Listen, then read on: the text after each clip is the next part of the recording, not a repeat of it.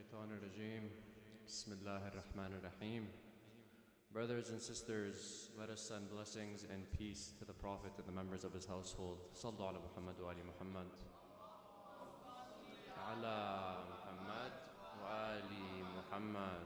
We'll begin the program by recitation of the Holy Quran by Haj Yusuf.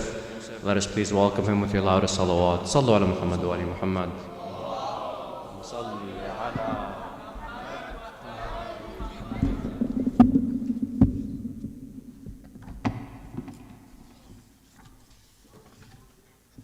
أفلح من صلى على محمد وآل محمد.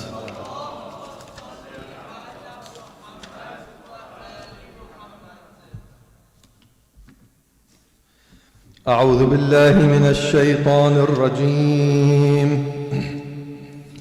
بسم الله الرحمن الرحيم.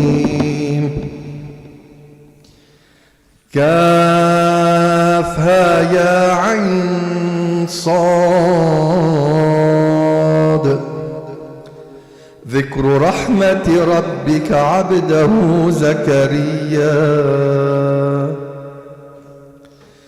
إذ نادى ربه نداء خفيا قال رب إني وهن العظم مني واشتعل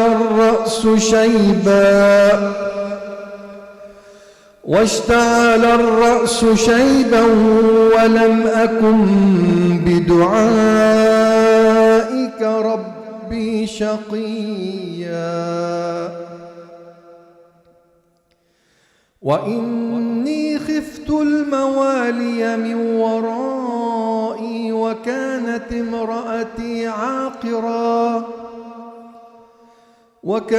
امرأتي عاقرا فهب لي من لدنك وليا يرثني ويرث من آل يعقوب واجعله ربي رضيا يا زكريا إنا نبشرك بغلام اسمه يحيى لم نجعل له من قبل سميا قال رب أنى يكون لي غلام وكانت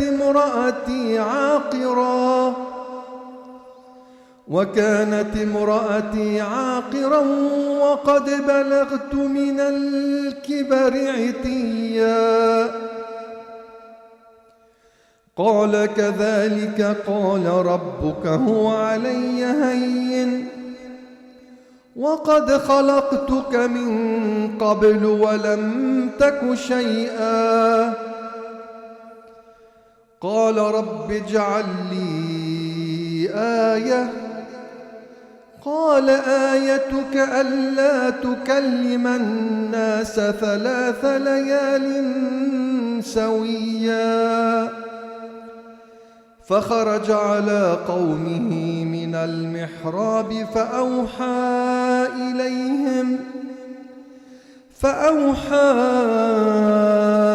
إليهم أن سبحوا بكرة وعشيا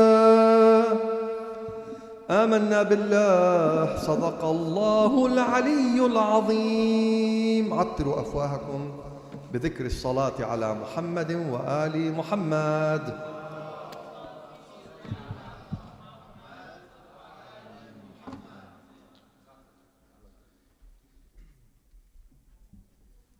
Ahsant. So that you do not grieve over what has escaped you, nor exult in pride over what He has given you, and Allah does not like the arrogant or the boastful. Surah Al-Tawbah. This verse speaks not only to patience, but also to perspective. In Karbala, they lost everything. Sons, brothers, children, yet they did not break. al-Baneen, Sayyida Zainab, Imam Hussein, alayhum as-salam, each of them faced unimaginable pain. Yet they did not grieve with despair, nor question Allah's decree, because they knew what they gave up was for a greater purpose. Grief is human, but hopelessness is not for the people of Hussein. And to emphasize this, after all Hussein endured, he said to Allah subhanahu wa ta'ala, I am content with your decree, and I submit to your command, O rescuer of those who seek help. If this is pleasing to you, O Allah, then take as much as you wish. Next, we'll begin with the English lecture in Majlis by Sheikh Shafeeq Huda. Please, your loudest salawat to welcome him to the podium. Sallu ala Muhammad wa ali Muhammad. Salli ala.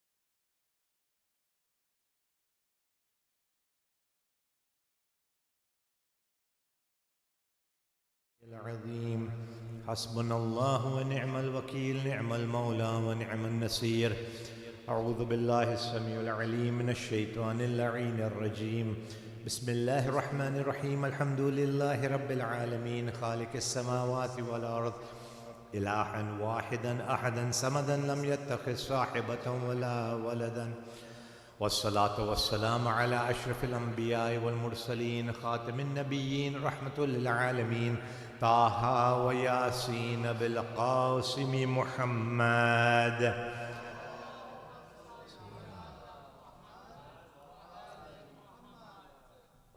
وعلى آله الطيبين الطاهرين المعصومين المظلومين المنتجبين ورحمة الله على محبيهم ولعنة الله على أعدائهم وقاتليهم وغاصب حقوق حقهم ومنكر فضائلهم أجمعين من يومنا هذا إلى يوم الدين أما بعد فقد قال الله سبحانه وتبارك في كتابه الحكيم وفرقانه المجيد وقوله الحق بسم الله الرحمن الرحيم قل لا أسألكم عليه أجرا إلا المودة في القربى صلوات upon Muhammad and Ali Muhammad please.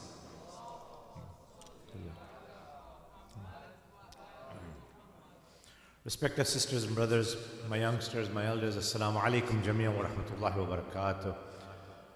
أعظم الله أجورنا وأجوركم من مصابنا بالحسين عليه السلام.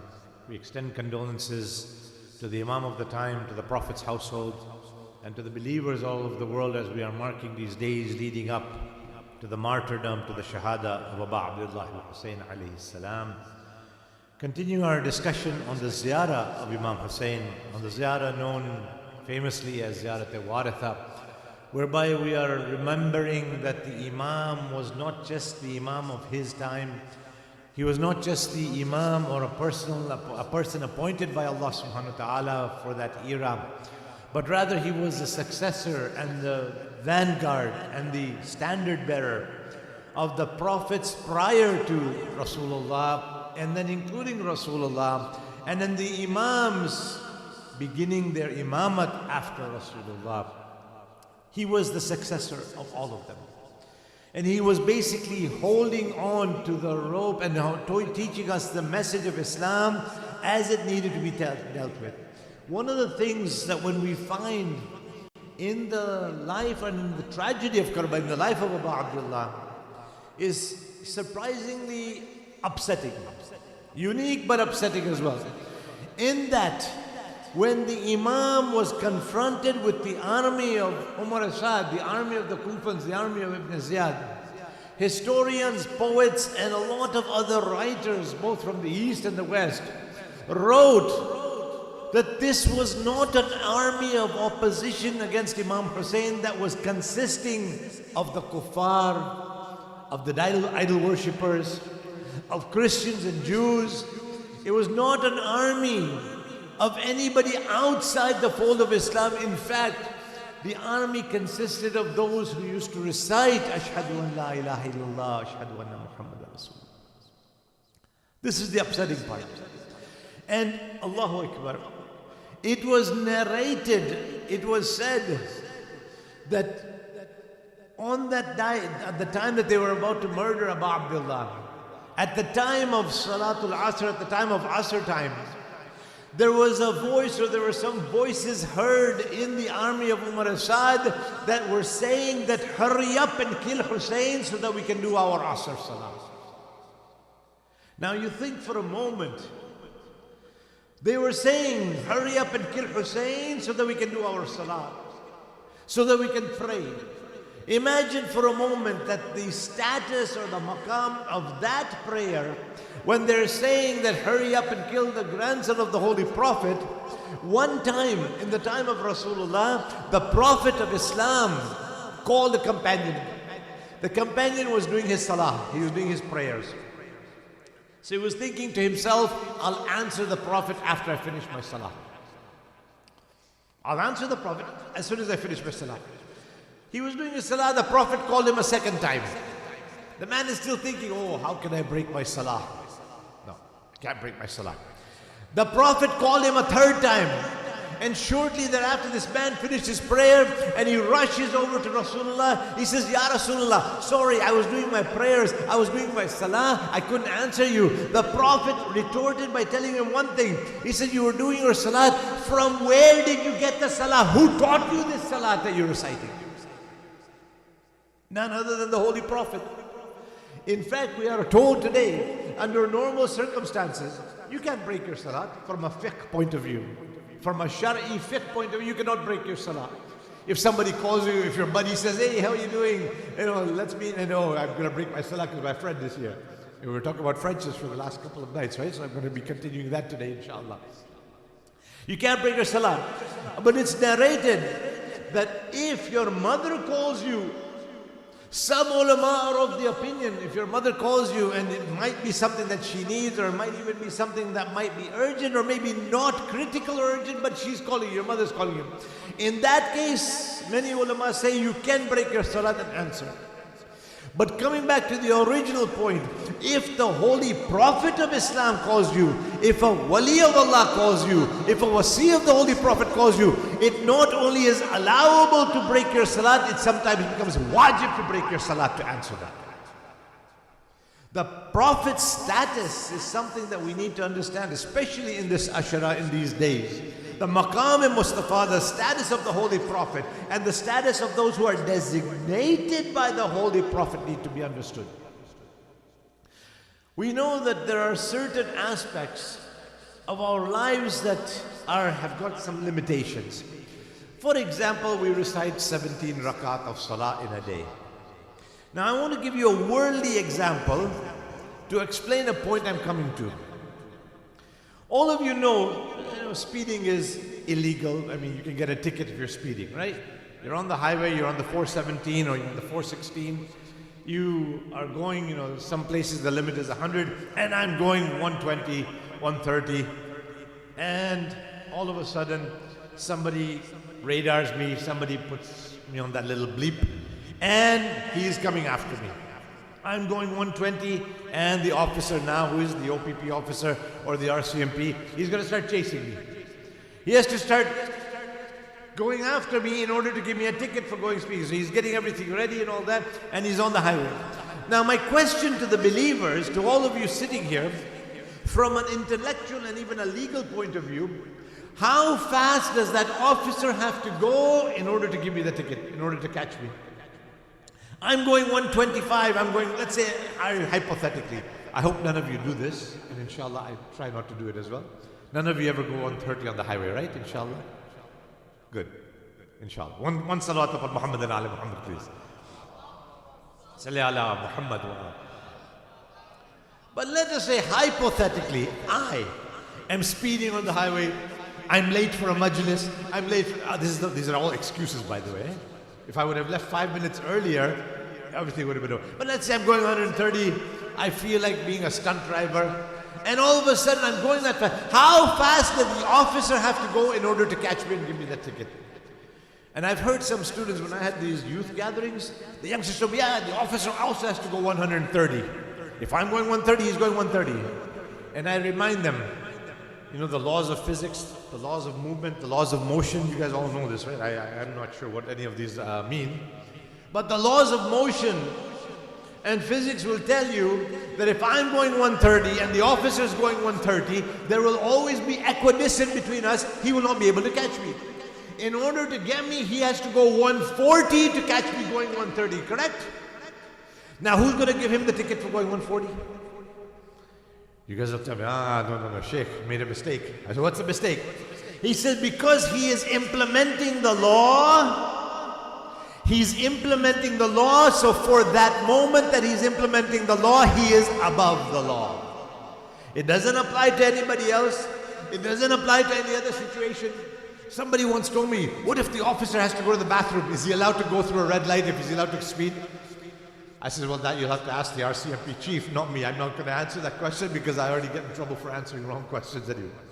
So you'll tell me that no, he can't get a ticket for going 140 because he's above the law in order to implement the law. Now you understand the legal terminology in North American law says that there are certain times the implementers or the authorities for a temporary period of time can be above the law. Allah subhanahu wa ta'ala says that this is the Sharia of mine. This is my Sharia. Allah Jalla Jalla says it is my Habib, my Muhammad. He will be above the law. Whatever he tells you, you accept. Whatever he refuses you, you refuse. Salawat upon Muhammad and Ali Muhammad.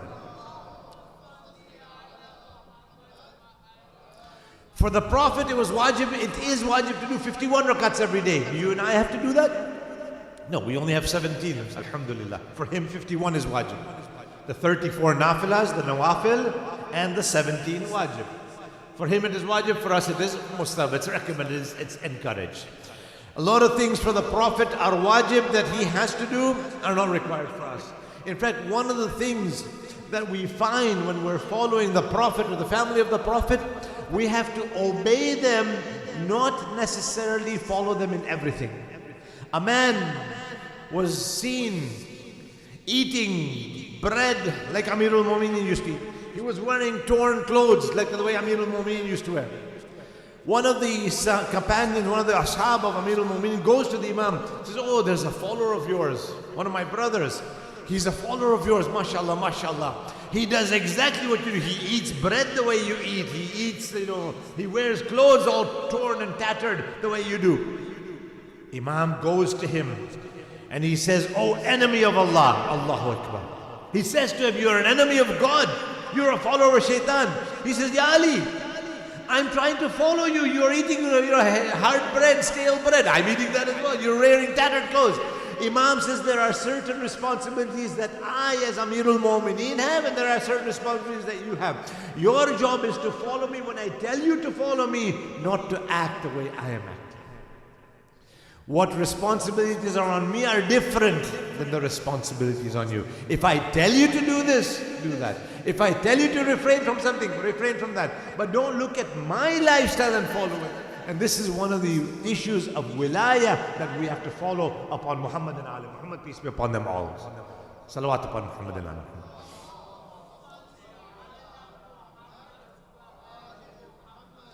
So the salat that the army of Umar said was what salat? They didn't understand what is salat. They didn't understand what is ibadah. They didn't understand, or they didn't want to understand what is the true message of Allah. Because when you're following, when you're obeying the order of Allah's messenger, or the wali or the wasi of Allah's messenger, then you're obeying Allah subhanahu wa ta'ala. Because remember what I mentioned when we were talking about Prophet Adam? We are looking at the action. Allah subhanahu wa ta'ala wants us to understand the order of Allah subhanahu wa ta'ala. The salat is an order of Allah. But if Rasulullah calls you, that order is sacrificed and the order of Allah subhanahu wa ta'ala is sublime. See, that is what we have to understand. So don't say that, okay, why is this happening? Why do we have to do it like this? Whatever the Prophet and the Ahlul Bayt told us and taught us, that is what we have to accept. Whatever they refrained us from, that is what we have to reject. So when we were talking about the successor and how the people's lack of understanding caused them to shed the blood of the grandson of the Holy Prophet. The Imam was not just a grandson from that blood point of view. He was a representative of what the Prophet's ideology and what the Prophet's message was embodying. He was an embodiment of the Prophet's message, of what is the real message of Islam. What is the sanctity? The same way that the sanctity of Islam is maintained, the sanctity of those who are the safeguarders of Islam is maintained as well. One of the things that we learn from the life of the Imam and from the ashab of the Imam is how to choose the people around us. Like I said yesterday when we were talking about Nabi Allah Ibrahim alayhi salam, and we said that he is the Khalil of Allah, he is regarded as the friend of Allah in the Ziyarat Waritha that you see right here. Assalamu alayka ya Waritha Ibrahim Khalilullah. Assalamu alayka ya Waritha Musa Kalimullah. It's all there, you can read it. The friend of Allah, what are qualities? And I was mentioning, I just started yesterday, but we didn't have time to finish it. What qualities do we look for when we're seeking out friendship? To whom will we befriend? What qualities, what characteristics are we looking at? And we've got umpteen guidance, we've got a clear guidance from the Ahlul Bayt alayhimus salam that tells us what kind of people we should keep relations with and what kind of friendships we should avoid. In one of his beautiful books, Ayatollah Ibrahim Amini, marhum, he just passed away last year. Ayatollah Ibrahim Amini wrote a number of books, especially on social subjects. One of his books that I wanted to quote today was called Principles of Upbringing of Children. And in that book, he goes to a section where he quotes Imam Muhammad Baqir, Imam Zainul Abidin, giving some nasihah, giving some advice to his son Imam Muhammad ibn Ali al-Baqir alayhi salatu wasalam, in which he's talking about friendships. And before that he mentions, he says, one of the things that Amirul Mu'mineen said that because Allah subhanahu wa ta'ala has created us as social human beings, as social creation. We are, some sociologists call us social animals. I don't like this terminology, but that's a terminology that's used around. We are called social animals. We need interaction. We need to be with each other. We need to have, contact with each other. And that's why one of the most severest forms of punishment that they can give you is known as solitary confinement. Solitary confinement is when you're in jail and you've been really, really horrible. They put you alone away from even the other prisoners. So solitary confinement is a severe form of punishment. Why? Because we are not created to be alone. We need interaction. Now, this interaction can be a very interesting discussion. Because what kind of people? There's somebody who make you laugh is going to be a good friend. Well, the Imam, the fourth Imam, in telling or narrating something to his son, the fifth Imam, says that avoid friendships of 5 types of people. Avoid the friendship of 5 types of people, the Imam says. He said, avoid the liar. The first thing he says, Imam says, he says, avoid friendship with somebody who is known to be a liar, who lies a lot. He says, they are like a mirage. They will make far things seem near, and they'll make near things seem far. They will tell you, you can easily be a millionaire. You can always start a big business and you'll be rich and filthy. You'll be this and that. They'll make the far things seem very, very close. And the things that are near us, when Prophet Dawood was asking his companions in that what is the nearest thing? And the only one who could answer that was his son. That is why he received the wiratha. That's why he became the king, the leader after. Sulaiman replied, the nearest thing is the akhirah. The nearest thing is the akhirah. Our death, our demise, our departure from this world. Every breath we take is a step closer towards our finish, towards the finish line. But the person who is a liar, they will tell you, oh, no, you're still young, you're still alive, you're still going okay, you're still going strong, don't worry about it, you don't have to worry. Imam says, avoid friendship with a person who's a liar. Then the Imam says, avoid friendship with a person who is a sinner, a transgressor. Somebody who disobeys the orders of Allah subhanahu wa ta'ala. He says, for that person who disobeys Allah, if he is not going to obey Allah, what friendship will he give you? He will sell you for a very cheap price. Somebody becomes a better friend, somebody offers him a little more. He says, okay, Khudafis ma'asalam fi amanillah, goodbye, adios, and I'll go to that person. He said, avoid friendship with a sinner. He said, the third person you avoid friendship with is a miser. somebody who is stingy. Not somebody who's economical. You see, one of the things that we sometimes get confused on, the difference between somebody who economizes and somebody who is stingy. Somebody who is stingy is somebody who is just basically wanting this and that, not spending any money, wants everything for free, wants everything at a discount, wants everything, fi sabilillah, basically for the sake of God. And they don't want to part with anything, even though they have lots, even though they have enough. They just don't like to part with it. That's the person that's being talked about. We have some people who are, what we can say, who are frugal, who are careful. I sometimes see people going into grocery stores or shopping centers, malls, and the old days, my elders will probably remember, or my age group people, we used to have to cut out coupons. You remember? Cut out coupons and tell them, $1 off grapes or $1 off strawberries, or you want to buy this shirt and you get 10% off, you cut out the coupons. Now everything is electronic, everything is electronic, everything is virtual, everything is virtual.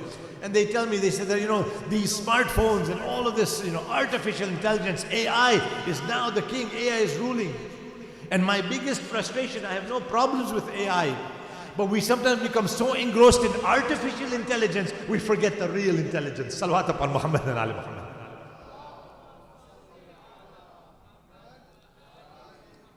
The smartphones have made dumb people, sadly. But okay, that's a different subject altogether. So you have people who are trying to save, who are looking for the specials, who look for those people are known as frugal people.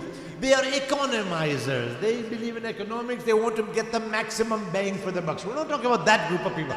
We're talking about the misers who don't want to spend their dollars or their cents. The Imam says, avoid friendship with that kind of person. Because at the moment that you need him, at the moment that you need that person, they'll desert you. You get stuck and you might need a loan, you might need a grant, you might need something to help out. Maybe the credit card companies or your credit ratings are going to be affected, and you just need $100 or you need just $500, and you know that your friend has the money. You know he's got 2 Beamers in his garage, and he's got a Merc waiting at the shop, and that person, oh no, you know what? Sorry, I can't do it. Goodbye. The miser will leave you at the time you need it the most. Then the Imam says that be careful of the person who has cut relations with their family. Don't keep a relation, don't be friends with somebody who has done qatur rahm, somebody who has broken relations with their family, because they are cursed in numerous places in the Holy Quran. They are cursed by Allah subhanahu wa ta'ala in numerous places of the Quran. What this means is somebody who has broken relations with blood members, blood family members. And so, for example, they're not talking to their brother, they're not talking to their uncle, their maternal uncle or their paternal uncle, they're not talking to their daughter, not talking to their son. It is narrated that anybody who does qatur rahm, who breaks relations with a blood family member, a relation of theirs, their lives will be shortened, and Allah subhanahu wa ta'ala's curse may be on that person as well.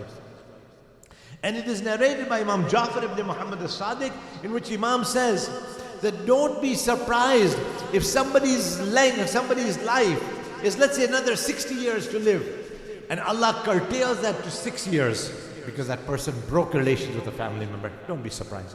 And if somebody was, their destiny was another 6 years of dunya, of life in this dunya, of life in this world, Imam says, don't be surprised if Allah extends that to 60 years because that person reached out to somebody who had broken relations with them. It's very difficult to do. Sometimes somebody doesn't want to talk to me, a family member, a blood relation, and they don't want to. And I still pick up the phone, I still pick up my smartphone, I still dial their number, and I still want to say salam to them, even if they hang up on me.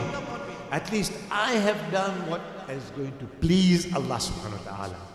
From the very beginning we have been discussing how the Majlis Azad, the Majlis of Ashura, the Majlis of Abu Abdullah, the life and the lessons of Abu Abdullah teach us to do whatever is the pleasure of Allah subhanahu wa ta'ala, even if that is uncomfortable for us personally. The pleasure of Allah is sublime.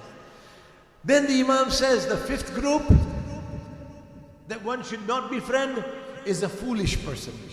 A person whose intellectual abilities are not at par with what one. He said because that person will harm you when they're trying to help you. They'll try to help you, but they'll end up harming you instead. We're not talking about somebody who might, sometimes I get into discussions and very challenging or argumentative issues. We're not talking about somebody who might, for example, be autistic, or somebody who might, for example, have a genuine issue. We're talking about somebody who just doesn't want to use their mind to their full capacity, to their full potential. The Imam says that is the person avoid friendship with. So avoid friendship with the liar, the sinner, the transgressor, the one who disobeys Allah subhanahu wa ta'ala, the one who is stingy, the one who is foolish, the one who has broken relations with their near and dear ones, with their family members. The Imam says that those are the types of friendships one should avoid, one should not have. Then on the other hand, the Imam says, have friendships, because you're in this world. You have to have that interaction. What kind of friendships? Be friends with somebody who will challenge you intellectually and will give you stamina. Somebody who will work with you towards Allah subhanahu wa ta'ala. And somebody who will correct you when you are wrong. When the Imam narrated this, I want us to think about our own friends and the people who are close to us. I love a lot of adages and sayings in the English language as well. They say that keep your friends close to you, but keep your enemies closer. You've heard that? Keep your friends close to you, but keep your enemies closer. You have to know what they're doing. You must be aware of what their plans are. You must know what strategies they are going to use against you so that you are prepared to confront whatever situation arises. Keep your friends close to you, but your enemies even closer. When you're playing a sport, and whether it's tennis, whether it's badminton, whether it's, soccer or baseball, whatever, you have to know what your opponent's strengths are and what your opponent's weaknesses are. If you're playing tennis, if you're a tennis player, and you know that your opponent, he has a weak backhand, but he has a strong forehand, you'll lob all the balls to his backhand, because that's where you have the highest chance of getting it. So the research has to be done as to knowing what your opponent is going to do so that you can eventually become victorious over him. And that is why the believers need to know what the strategy of shaitan is. إِنَّهُ لَكُمْ عَدُوٌ مُبِينًا. He's your open enemy. You need to know what his strategies are so that you can defeat him with his own strategies, inshaAllah, bi'idhnillah. And you can succeed. So what happens? What does your enemy do? Why are we told to look at your enemies? Your enemy will tell you, oh, you are like this. You talk too much. You do this too much. You don't do enough of this. When your enemy tells you that, it gives you a chance to think, to reflect. Am I really like this? Am I really like that? If that is the case, then it gives you a chance to improve and to realize that, okay, I better move this quality out of me. And one of the things that we are told that our friends should do, and if we are an honest friend to somebody, for example, I don't do my salah. If I'm a female, I don't wear hijab properly. I tell lies. A true friend of mine will tell me, Brother Shafeeq, don't tell lies, don't be like this, don't cheat like that. Why are you doing this? Why are you disobeying your parents? Why are you making your salah late all the time? A true friend will correct me. Why? Not because they hate me, but because they love me and they want me to go to a better akhirah. They want to help me serve Allah subhanahu wa ta'ala better. And so these are the qualities that our Aimma alayhimus salam, the Ahlul Bayt, taught us to look for when we're seeking out a friend in friendships. Somebody who will be honest with us. They won't just come and pat us on the back and say, MashaAllah, MashaAllah, you're great. Oh yeah, you're good. Just make us laugh, and then after that, we're done. No. Think deeply, my sisters and brothers. Think with an intellectual mind as to what we want to achieve, why we're here in this training ground that Allah subhanahu wa ta'ala has given us an opportunity for. And then when we look at the lives of the Ahlul Bayt, because you see, sometimes people have another misconception. They think that Islam doesn't allow us to have fun. Islam doesn't allow us to, enjoy ourselves or our time with our friends. I remember I had once, many years ago, gone to a public school, and one of the students in that high school, It was a group of grade 12s, and they were saying, they were asking me different questions. They said, oh, you Muslims aren't allowed to drink. You're not allowed to dance. You're not allowed to, smoke these other things. Not cigarettes, other things, you know what I'm talking about. You can't listen to music. You can't do this and this. You can't go on a date with the opposite gender. All of these things are forbidden. So what do you guys do for fun? And I told him, I said, oh, we all get together, we sit down and we read a book. And he thought I was joking. Salawat upon Muhammad and Ali.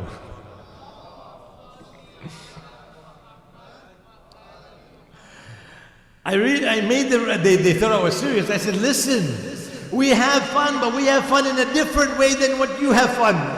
Your definition of fun might be getting drunk the night before, because Canada Day being a holiday, a lot of school students, a lot of those who are entering or going into college and university, what they do is they spend the whole night drinking and smoking this and smoking that, and then in the morning they are having a hangover, they're throwing up, they feel sick for the next 2 days, it takes them 48 or 72 hours to recover. I said, this is not our definition of fun. To get high and cause an accident is not our definition of fun. To be there with non-mahram and committing sins all night is not our definition of fun. We do get together. We do enjoy our time with each other. We do enjoy a good meal together. We do enjoy family time, playing a board game with each other, having a night of games, which I'm sure you do in the Husainiyas and in the masajids.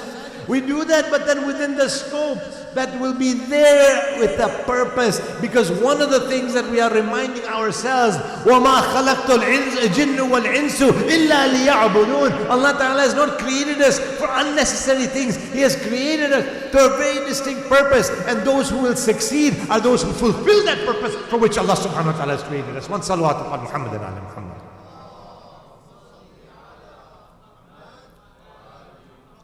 Islam is not against fun. It's against the correct it's making us realize the correct definition of what is fun. Everyone's definitions will be different. Everything is very subjective in this world that we live in. And everybody in their community that we live in, their definitions are also different. Somebody will say, water skiing is fun. Somebody will say mountain climbing is fun. I'm terrified of heights, so for me mountain climbing is the scariest thing. That's not fun for me, but for somebody else it might be. Going on a trail, going on a hike, going on a walk, that's fun for a lot of people.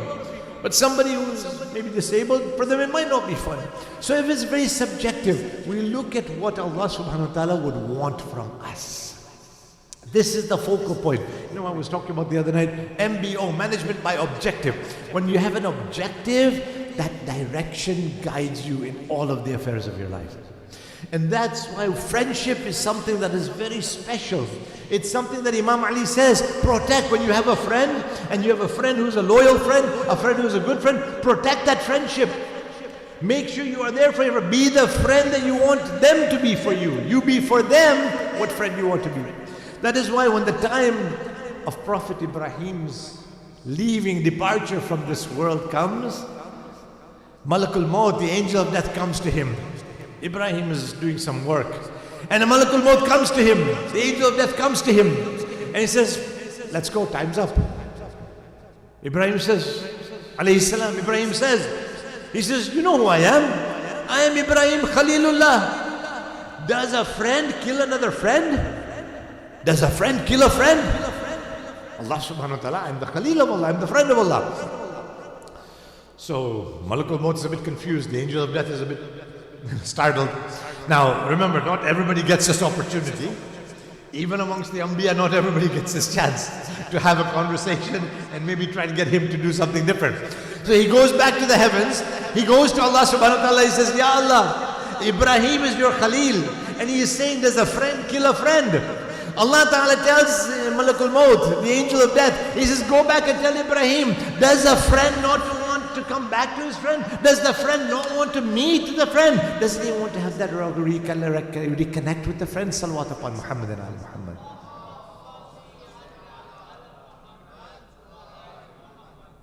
When you have a true friend, you want to be with that person. You want to be with that friend. If they've moved to another city, if they've moved to another province, if they've moved to another country, you will wait till the next holiday time comes, till the vacation time comes, and you go and visit them. They will come and visit you, because that's what friendship is all about. Friendship is not broken with time and space. Sometimes it gets enhanced with time and space. And so Allah is telling Ibrahim, you are returning back to me. That return we need to think about. Prophet Ibrahim then said, yes, then I'm ready to go. Absolutely. When we look at the life of Abu Abdullah, you see the same philosophy in his mind. The day of Ashura was a very difficult day, no doubt. It was a very heavy day, a day of anxiety. But on the face of the Imam, there was a tranquility, there was an itminan that is shocking for the world to see. As you just heard, Brother Muhammad, our MC, mentioned, the Imam's statement on the day of Ashura was what? Ridhan bikadaihi wa tasliman li amri. Whatever the Radha of Allah is, I surrender before it. The Imam had that itminan. The Imam wasn't saying, oh my God, what's happening? Everybody's dying, I'll be alone, oh my God, I'm going to be dying. No, none of that. Things that I might have said, things that I might have had anxiety about, the Imam is, no, this is the Ridha of Allah subhanahu wa ta'ala. Salawat upon Muhammad.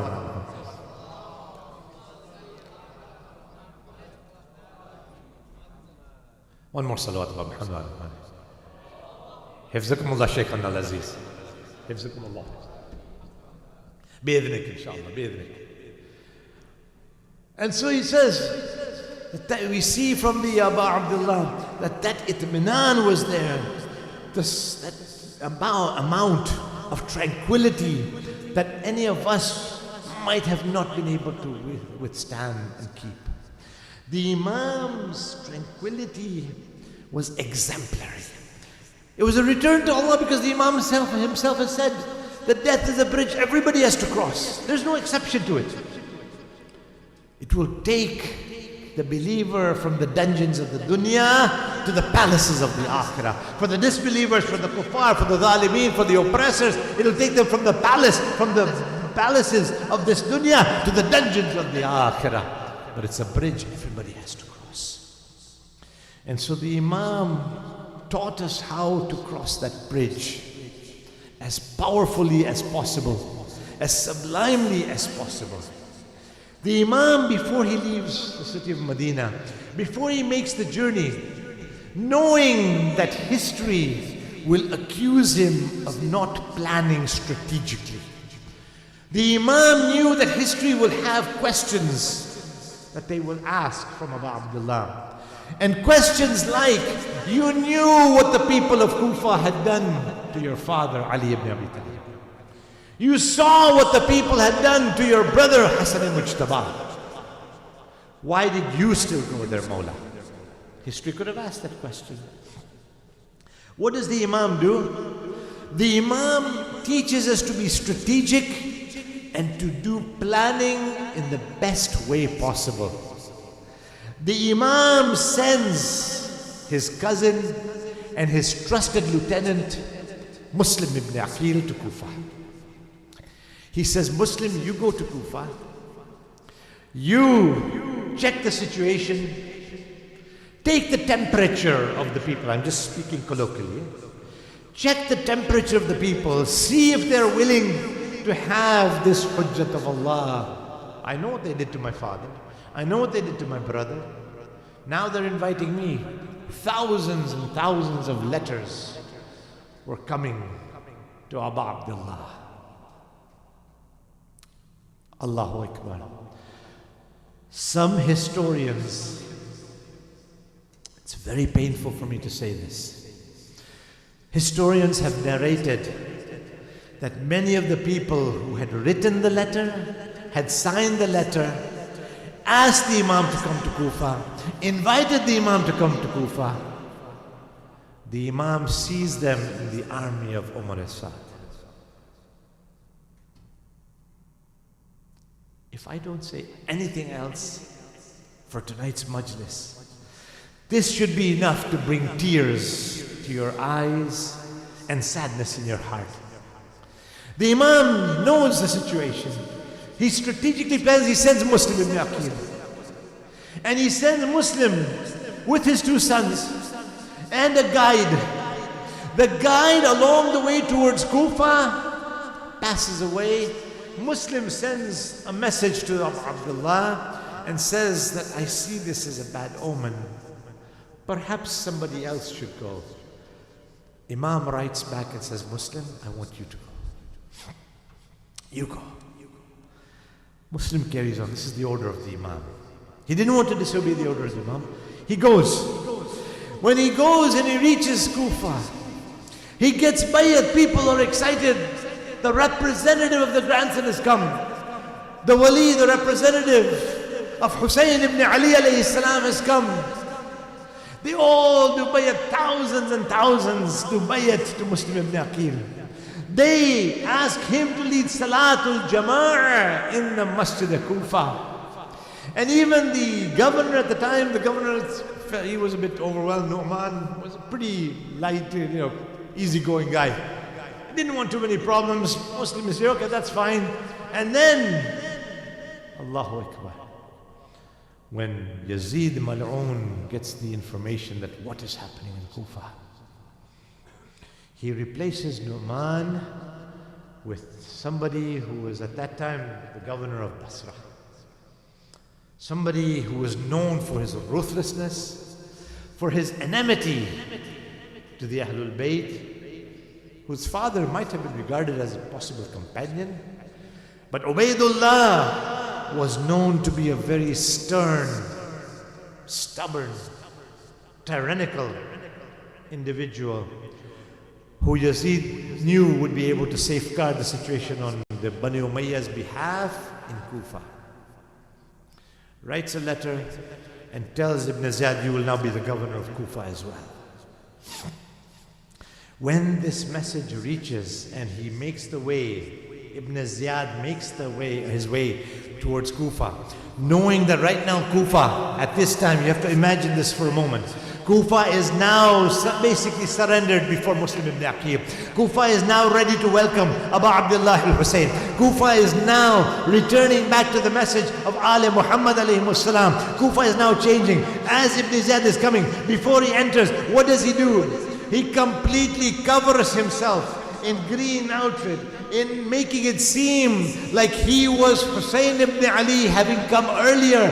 This was the way he comes into Kufa. He goes to Darul Khilafah, where the capital was, where the palace was, and he knocks on the capital door, the palace's door, and Nu'man says, Ya Abu Abdullah, oh Hussein, oh Mawla, oh Imam Hussein, it's okay, please don't worry about it. And at that time he says, open the door. I am not Hussein. He gives Yazid's letter to Nu'man and he says, I am now the governor. Basically, move away, get lost. And from that moment over, Kufa turns 180 degrees. From one side to the other. The people are threatened. The people are given an ultimatum. The announcement from Ibn Ziyad is that anybody who supports Muslim ibn Aqil, anybody who has housed him, anybody who gives any sort of or any symbol of love, attention, devotion to Muslim ibn Aqil, that person, his property will be seized, his family will be imprisoned, and he himself will be murdered, he will be killed. Very simple announcement to change what was happening in Kufa. Historians and biographers write that at the time of Salatul Maghrib, Muslim ibn Aqil was leading the entire Masjid of Kufa. Those of you who have gone for ziyarah, you know how big Masjid of Kufa is. You can imagine for a moment when that masjid is full of those who are the Musallin, who are doing their salat. It's hundreds of people, thousands of people there. It was said that just after Salatul Maghrib, this announcement was made. After the announcement was made, in Salatul Isha's completion, 3 people were behind to do salah behind Muslim ibn Aqil. A handful, not even, were left with the brother, the cousin of the grandson of Rasulullah. There's one other thing I want to share with you. When the time of the assassination, the murder of Hazrat Muslim takes place, it was army after army, contingent after contingent, that was fighting Muslim ibn Aqil. They were usually, the Arabian Peninsula used to have single combat. One soldier versus another, one soldier versus another. So when Hazrat Muslim was doing single combat, one against one, not one could survive, even when, because they were in an alley. And in that alley, only one of them could come. Their one plan was to try and get Muslim ibn Aqil out of that alley so that they could have an attack. They could launch a multi-pronged attack and surround him from all sides and attack him from all sides. And every time the commander would go back to Ibn Ziyad, one by one, and go to him and say, send us more contingents, send us more soldiers, send us more army. At one time, the Mal'oon ibn Ziyad says, I have sent you to arrest or to kill one person. You've already asked for thousands of soldiers. What is going on? What is this? Why are you not being able to arrest him or kill him?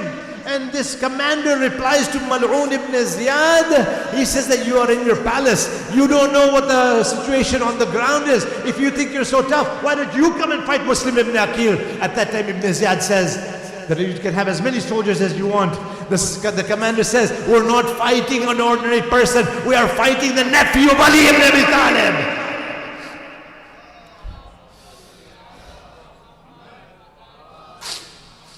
We are fighting the nephew of Ali. Where has he learned this from? The one thing I want to share with you, I want to ask my Mawla, I want to ask my Imam, Ya Mawla, Ya Aba Abdullah, you sent Muslim ibn Aqil to Kufa. History tells us, interpreters of history will bear witness to the fact that, my dear sisters and brothers who are remembering Abu Abdullah, 3 people could have changed the tide of Karbala. 3 people. Any of these 3 people could have changed the whole episode of Karbala. If all of them would have been together, Karbala would not have transpired as it did. Who were those 3? One was Muhammad Hanafiya, the other son of Imam. What does Imam Hussein do? Imam tells him to stay in Medina and look after the Ahlul Bayt and their affairs in Medina. He's not permitted to come to Karbala. Second, Abul Fadl Abbas. You see on Karbala, Mawla Abu Abdullah did not allow him to fight. Imam only at the end gave him permission to go bring water from the Furat, not to fight. Because Imam knew that the name of Abbas was enough to create fear in the army of Umar Asad. The whole episode of Karbala would have changed. Who was the third person? Muslim ibn Aqil. Muslim was sent to Kufa to go get the bayat and go to the street. All 3 of them were given different responsibilities by Abu Abdullah. Why? So that history will not say that Imam went to Karbala for a military victory. Imam went to Karbala in order to achieve victory. Imam wanted the world to know, I have gone there with the sincerity of saving the religion of Allah subhanahu wa ta'ala. And the religion of Allah at that time needed the sacrifice of Abu Abdullah's blood. Allahu Akbar. Muslim is surrounded. They manage to get Muslim out of the alley, and then they launch an attack. What do these enemies do? What do these cowards do? They've dug a trench nearby and they're trying to get Muslim to go in that area. Allahu Akbar. It is difficult for me to recite the Shahadat of Hazrat Muslim, because when Muslim himself was found, when Muslim himself was not yet in that position where he was surrounded, one of the ladies who had found him sitting down tells him, what are you doing? It is the time of Eid. You should be with your family. Muslim replies to the lady, my family is far away from here. I am alone here in Kufa. Despite being alone, despite not having the family, he is fighting valiantly. He is fighting valiantly. He has been severely injured. And from every angle, the same way that we have read about in Karbala, whereby Mawla was surrounded by all sides, spears coming from one side, stones coming from another side, arrows coming from another side. Muslim also encountered that. Our salutations and salams on Muslim. Eventually, he is arrested. He falls into that pit that was dug for him. He is arrested. He is entirely dead. He is injured severely. And he is brought before Ibn Ziyad. And he is telling Ibn Ziyad, is saying, I'm going to execute you. I'm going to kill you. In the Arabian Peninsula, they used to say that if there's any last wish you have, you can do it. Muslim says that sell my armor and make sure the expenses for my funeral are taken from that amount. And then the other thing he says, that please somehow let my Mawla. Muslim never said please for anything. Muslim never said politely for anything. But when Ibn Ziyad said that I will give you some wish, he says that just tell my Mawla Abu Abdullah al-Hussein not to come to Kufa. I will not be able to. I will not be able to see my Mawla being martyred and see what happened in Kufa. Ultimately, Hazrat Muslim is about to be murdered. What does he do? He is the tradition that we have till today, a sunnah that we have till today. After our salah, after our majalis, after when we do the dhikr of Abu Abdullah, we turn towards Karbala. This was a sunnah started by Muslim ibn Aqil. He looks towards Medina. He faces Medina. Even though he can't get a message to Abu Abdullah, he says, Assalamu alayka ya Abu Abdullah. Assalamu alayka ya ibn Rasul.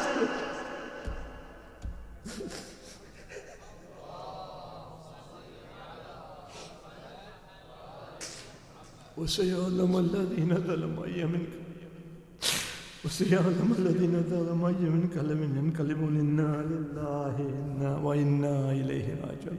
Oh Allah, accept this ibadat from us. Give us the tawfiq to act on the teachings of the Ahlul Bayt and the Quran Majid. Ya Allah, those who are ill, grant them shifa kamila. Those who are suffering dhulm and oppression in any part of the world, hasten the downfall of the oppressors and grant the mustadafeen, the madhlumeen, a speedy victory. Ya Allah, protect our ulama, our maraja, the wali faqih who are serving while Islam's service is being undertaken, while the Imam is in accommodation. Grant them safety and a long life and good health in the service of Ahlul Bayt. Ya Allah, return them our Mawla Imam al-Hujjah. Make us amongst the Ashab and the Ansar of the Imam. Let us see the Zamana al-Dhuhur with our own eyes and stay with the Imam till the end of our lives. Rabbana taqabbal minna innaka antas samiul alim. If we can recite one Surah Al-Fatiha preceded by a salawat upon Muhammad and Ali Muhammad.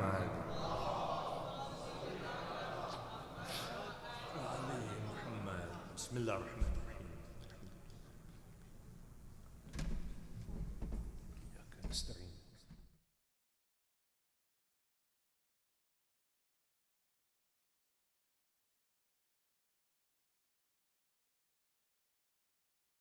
Ashab al-Hussein. Brothers and sisters will be taking a 5-minute break, followed by the Arabic lecture and Majlis. Sallu ala Muhammad wa ali Muhammad.